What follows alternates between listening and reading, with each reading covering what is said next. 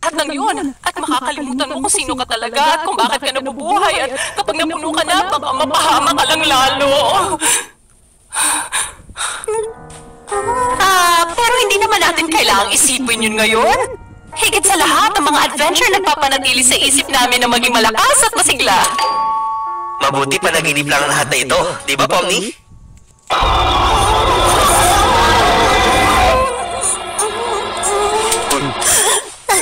Bakit nga tayo nandito? Ano ginagawa natin? Pupuntahan natin ang kaibigan natin.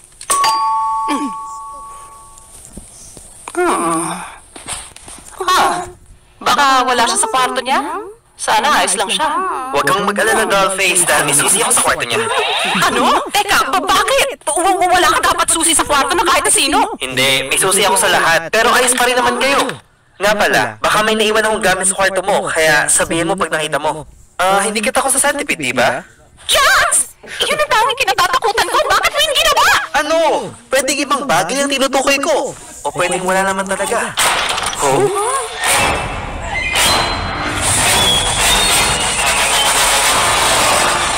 Ang nagagot hinahanap ko. Salamat sa pagmatay, Coffee. Alis na ako. Sige.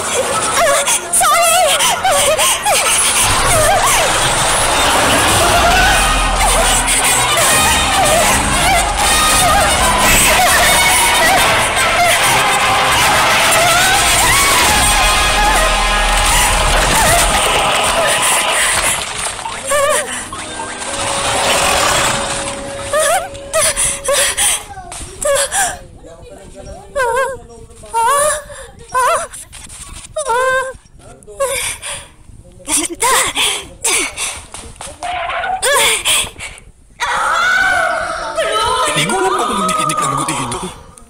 Nakita natin dinala ng glowing si Subo papunta sa baba niyan, hindi ba? Oo nga. Salamat sa paalala. Grabe, hindi tayo magaling sa ginagawa natin.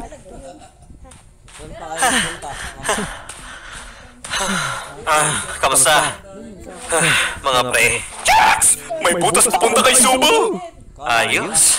Kumusta na ba si Kof mo? Sana hindi na siya galit sa akin dahil hindi ako tumawa sa biro niya. Nako, ayos na ayos siya. Alam mo, ngayon ko lang siya nakita ganun kasaya.